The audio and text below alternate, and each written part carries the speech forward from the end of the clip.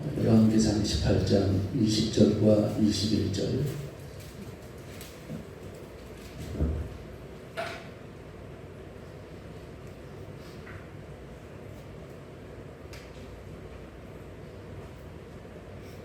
자, 우리 같이 합독하시겠습니다. 시작. 아합이 이에 이스라엘 모든 자손에게로 보내어 선지자들을 갈멜 산으로 모으니라. 엘리야가 모든 백성에게 가까이 나아가 이르되 너희가 어느 때까지 두 사이에서 머뭇머뭇하려느냐. 여호와가 만일 하나님이면 그를 쫓고 바알이 만일 하나님이면 그를 쫓을지니라 하니 백성이 한 말도 대답지 아니하는지라. 아멘. 오늘 열왕기상에 있는 18장에 있는 말씀을 중심으로 고통스러운 시대에 우리는 무엇을 해야 하는가, 고통스러운 시대에 우리는 무엇을 해야 하는가 라고 하는 그런 주제로 같이 은혜를 나누고자 합니다. 우리는 전례 없는 그런 환난의 때에 살아가고 있습니다.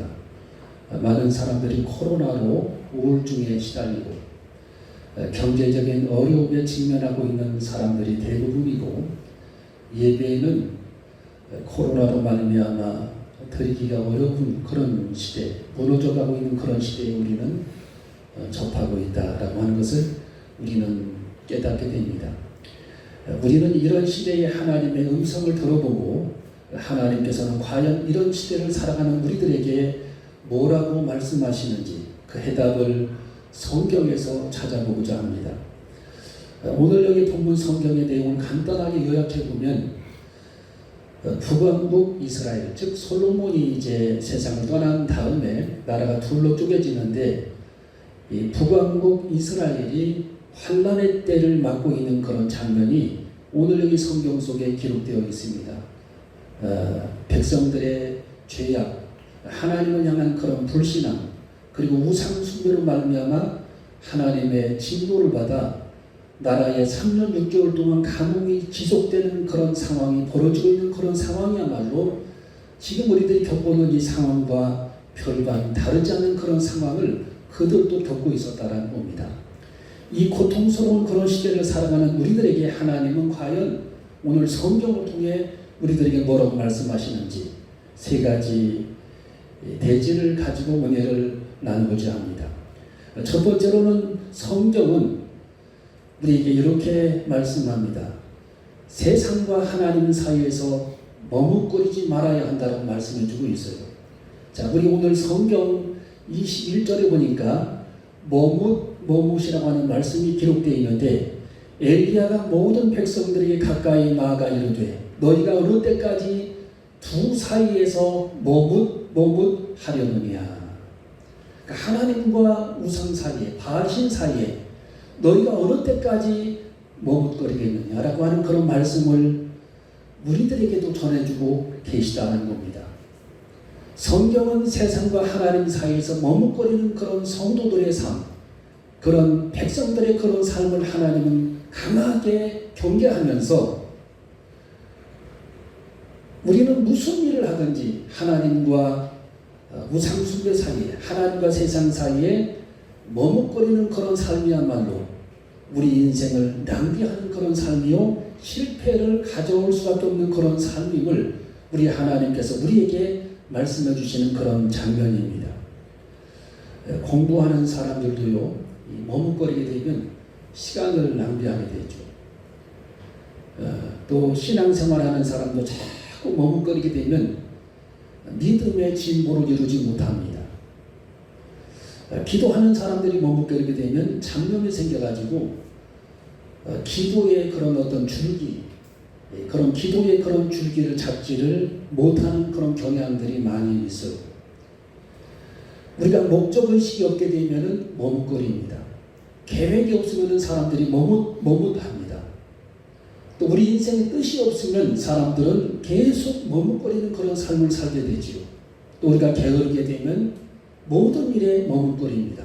또 뚜렷한 그런 신앙관이 우리들에게 존재하지 아니하면 사람들은 어떤 일이든지 머뭇거립니다. 그 에스컬레이터를 타는 사람들이 머뭇머뭇하는 그런 경향들이 많이 있죠. 지금 발을 내디딜까 조금 이따 내디딜까 하면서 계속 머뭇거리는 그런 장면. 우리 연로한 돌아가신 외할머니도 에스컬레이터를 탈 때에 계속 머뭇거리시다가 발을 내디디는데 거기서 부르셨다라는 겁니다. 머뭇거림은 우리가 인생을 살아가는데 정함이 없는 그런 마음을 갖게 될 때에 이 머뭇거리는 그런 현상이 나타나게 된다는 겁니다. 하나님은 우리에게 정함이 없는 그런 마음을 버리라고 말씀해 주고 있어요.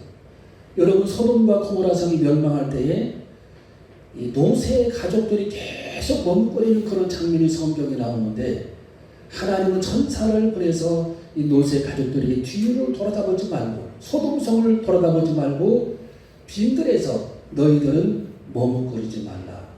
그렇게 하나님이 경고를 했죠.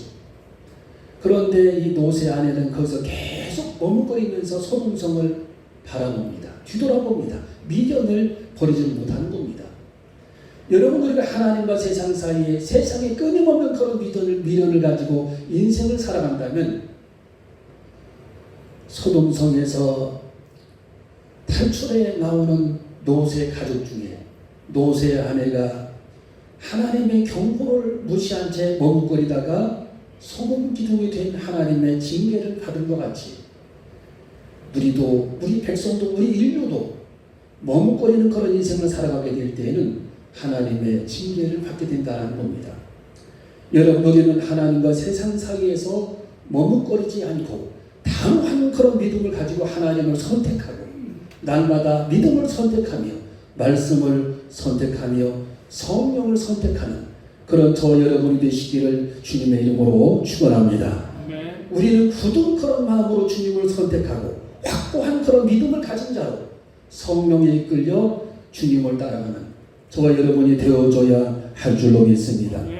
여러분, 로마서 8장 28절에 보니까 우리가 안거니와 하나님을 사랑하는 자 곧 그 뜻대로 부르심을 입은 모든 자들에게는 모든 것이 합력하여 선을 이루느니라. 그렇게 성경 우리에게 약속해 주고 있는 겁니다. 하나님을 사랑하는 자, 우리는 걱정할 게 없습니다.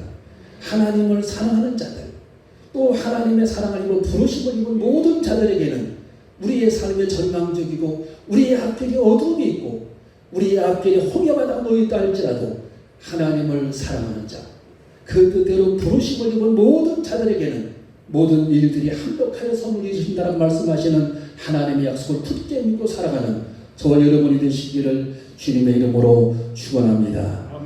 여러분, 두 번째로 보니까 무너진 제단을 수축하라고 성경은 말씀하고 있습니다. 자, 우리 30절을 한번 읽어봅니다. 30절. 자, 열왕기상 18장 30절 읽어봅니다. 시작. 엘리야가 모든 백성을 향하여 이르되 내게로 가까이 와. 백성이 다 저에게 가까이 오매 저가 무너진 여호와의 단을 수축하되. 자, 무너진 여호와의 단을 수축했다. 지금 바알신의 선지자들이 엘리야가 쌓은 그런 제단을 돌면서 주문을 외우면서 자기들이 믿는 그런 바알신이 응답을 주기를 원했지만 끝내 아침부터 저녁까지 주문을 외웠지만 바알신은 응답해 주지를 않았습니다. 존재하지 않는 예배죠. 자, 이때 엘리야의 차례가 돌아왔습니다. 엘리야는 오늘 여기 성경을 보니까 30절에 보니까 무너진 여호와의 제단을 수축했다. 다시 정돈했다라는 겁니다. 회복했다라는 거예요. 회복. 여러분, 지금 이 시대 전 세계 인과 더불어 우리나라도 예외는 아니하고 대전도 예외가 되지 않았습니다. 제단의 예배들이 다 그냥 어려움을 당하고 예배를 드리는 데에 어려움을 겪고 있습니다.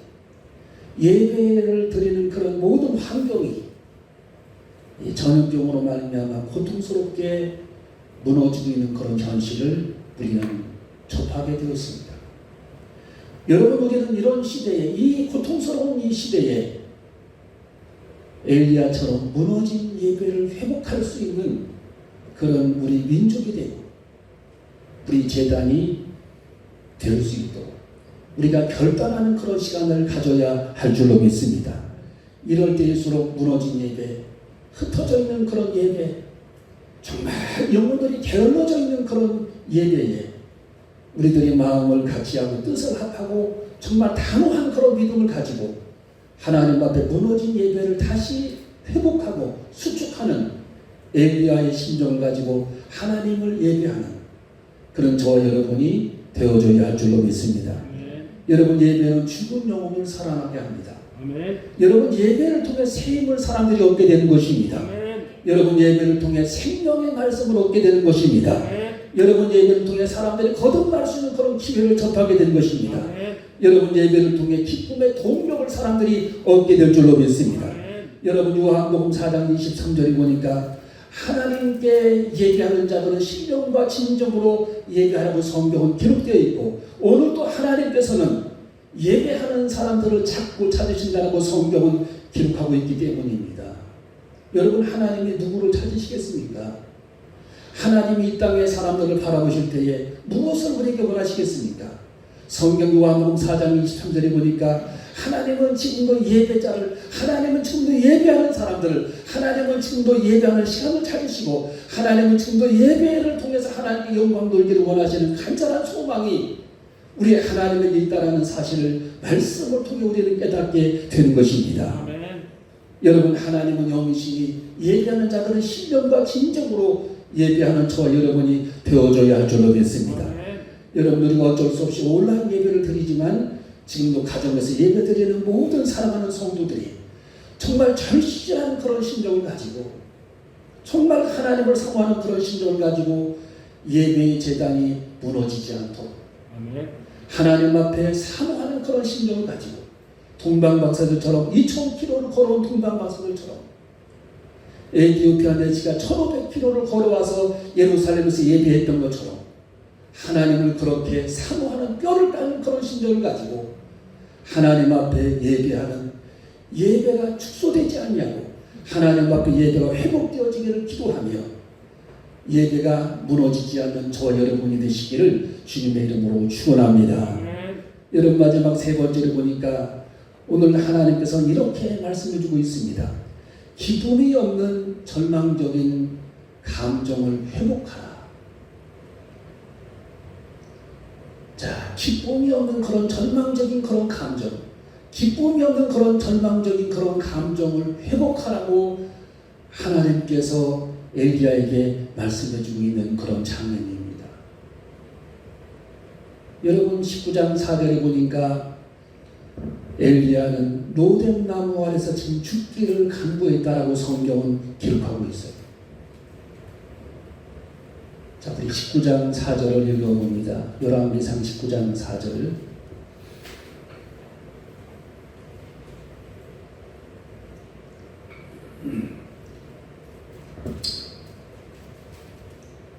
시작. 스스로 광야로 돌아가 하룻길쯤 행하고 한 로뎀나무 아래 앉아서 죽기를 구하여 가로되 여호와여 넉넉하오니 지금 내 생명을 취하옵소서. 나는 내 열조보다 낫지 못하나이다 하고 엘리야가 하나님 내 생명을 거두어달라. 아주 그런 절망적인 기도를 하는 장면이 오늘 본문 속에 기록되어 있습니다. 얼마나 엘리야가 힘들면 하나님 지금 내가 마음이 족하니 이제는 내 생명을 그만 거두어달라. 왜 이런 기도를 드리게 되죠? 여러분, 지금 이 엘리야는 아합 왕의 부인 이세벨로부터 협박 편지를 받고 이세벨은 엘리야를 향하여 내가 너를 죽일 것이다. 그리고 엘리야는 지금 계속 광야길을 걸어왔기 때문에 지쳐 있습니다. 여러분, 현대인들이 지금 다 지쳐 있어요. 사업하는 사람들은 재미가 없다. 너무 고통스러운 그런 하루하루를 경험하고 있다. 또 일반 직장인들 회사원들도 너무너무 고통스러운 그런 삶을 살고 있다. 만나는 모든 사람들이 엘리야처럼 고통을 호소하고 있는 그런 장면을 우리는 보게 되는 겁니다. 여러분, 엘리야는 마실 것과 먹을 것을 제대로 먹지를 못했어요. 지금도 사람들이 경제 상황이 제대로 좋지 못합니다. 이세벨이 보낸 군사들의 추격에 의해서 엘리야는 굉장히 심적인 그런 고통을 당하고 있습니다. 피곤하고 굶주려 있는 그런 상태. 그리고 이세벨의 군사들이 추격해 올지 염려하는 그런 마음을 가지고 끊임없이 도피하는 그런 장면. 엘리야의 마음에는 행복은 사라지고 절망의 그림자가 드리운 채로 로뎀나무 아래 앉아서 죽기를 하나님 앞에 구하는 그런 심정. 바로 우리도, 우리 민족도, 우리 민족의 많은 그런 백성들도 그런 심적인 그런 고통을 겪고 있다는 겁니다. 여러분, 이 시대를 살아가는 우리들에게 하나님은 뭐라고 말씀하십니까? 우리들에게 어떤 고난이 와도 시험은 시험으로 끝나게 해야 한다는 겁니다. 자, 우리 한번 따라해볼까요? 시험은 시험으로 끝나게 해야 한다. 시험에 들지 말라는 거죠. 이런 시절을 접하고 환난의 때를 우리가 경험하고 있지만 바닷물을 만나 방파제가 깨어져 버리면 시험에 드는 거죠. 파도를 만나 다리가 무너져 내리면 시험에 드는 겁니다.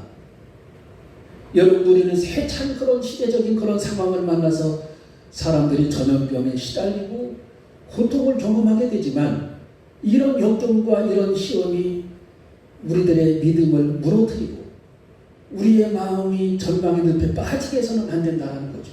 시험은 시험으로 끝나게 하라는 겁니다. 시험은 시험으로 끝나게 해야 된다.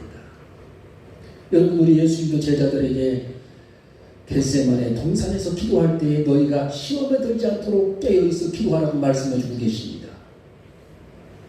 우리 주님은 장차 십자가를 지고 많은 사람들이 우리 예수님의 십자가에 매달릴 때에 상처를 받고 시험을 당하게 될 거라는 거예요. 너희도 시험에 들지 않기를 원하고 또 예수 그리스도를 그런 상황에서 부인하지 않는 그런 시험에 들지 않기를 원한다. 우리 주님이 그런 의도로 제자들에게 너희는 시험에 들지 않도록 깨어있어 기도하라고 말씀해 주고 있었다는 겁니다.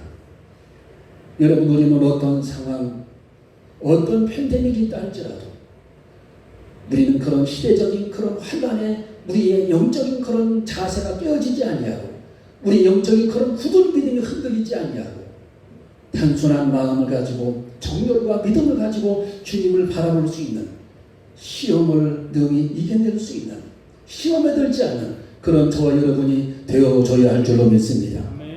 여러분, 하나님은 천사를 보내 떡과 물을 엘리야에게 공급해 주셨습니다. 지금 여러분, 우리 이 시대에도 똑같은 그런 삶을 경험하고 있어요. 여러분, 지금 엘리야는 굶주린 채로 노뎀나무아래까지 간신히 사막길을 걸어서 거기까지 도달했습니다. 그러나 그는 제대로 물을 마시지 못하고 굶주린 채로 노뎀나무 아래에 앉아있는 엘리야를 하나님이 그냥 방치해 두셨을까요? 하나님은 그냥 방치해 두지 않았다는 겁니다. 여러분, 이 시대를 살아가는 우리 그리스도인들도 지금 많은 그런 어려움이 겪지만 하나님께서 우리들을 그냥 방치해 두시지 않는다는 겁니다. 우리 인생에 어려운 그런 삶이 찾아온다 하면 여러분, 이 세상 사람들은 자연적인 생활을 하는 사람들이 있고 초자연적인 영적 생활을 하는 두 종류의 사람들이 있는 겁니다.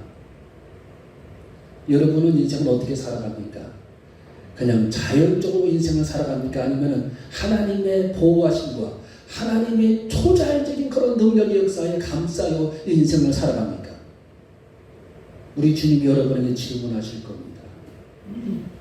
여러분, 이스라엘 백성들은 홍해 바다를 건널 때부터 벌써 출발하면서부터 애굽에서부터 그들은 초자연적인 하나님의 능력이 휩싸여 홍해 바다를 건너고 하나님의 초자연적인 하나님의 능력에 휩싸여 그들은 만나를 먹게 되고 하나님의 초자적인 하나님의 능력에 휩싸여 그들은 마시는 물을 먹게 되는 겁니다. 매출하게 때를 만나게 되는 거죠.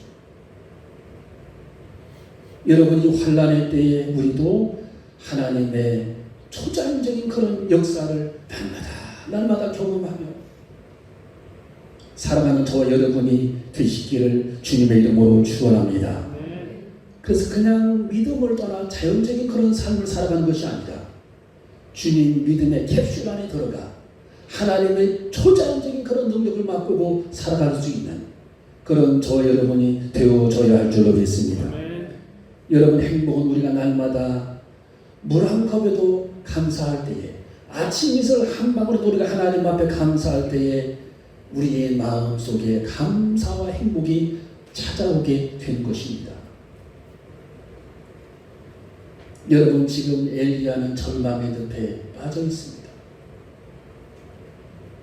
모든 힘을 잃어버렸습니다. 모든 동력을 상실한 채로 로뎀 나무 아래 앉아 있습니다. 여러분, 우리는 이 시대에, 환난의 때를 살아가는 이 시대에 우리가 한없이 한숨을 쉬며 절망할 것이 아니라 그래도 하나님께서 우리에게 햇빛을 주시고 하나님께서 우리들에게 달빛을 주시고 하나님께서 우리들에게 마시는 물을 주시고 하나님께서 우리들에게 신선한 공기를 주셨으니 우리도 하나님께서 주신 것에 감사하며 하나님이 주신 은혜를 세워보면서 물 한 방울에도 하나님 앞에 감사하고 아침 이슬 한 방울에도 하나님 앞에 감사할 수 있는 그 감사의 신비를 통해 행복을 잃어버리지 않는 저와 여러분이 되시기를 주님의 이름으로 축원합니다. 오늘 들었던 말씀 세 가지 내용, 하나님 머뭇거리지 않게 하여 주시옵소서. 단호한 믿음을 갖게 하여 주시옵소서. 무너진 예배를 회복하게 하여 주시옵소서. 절망적인 감정을 우리 주님의 은혜로 감사하며 회복할 수 있도록 은혜를 허락해달라고 하나님 앞에 기도할 수 있는 저 여러분이 되시기를 주님의 이름으로 축원합니다. 기도하시겠습니다.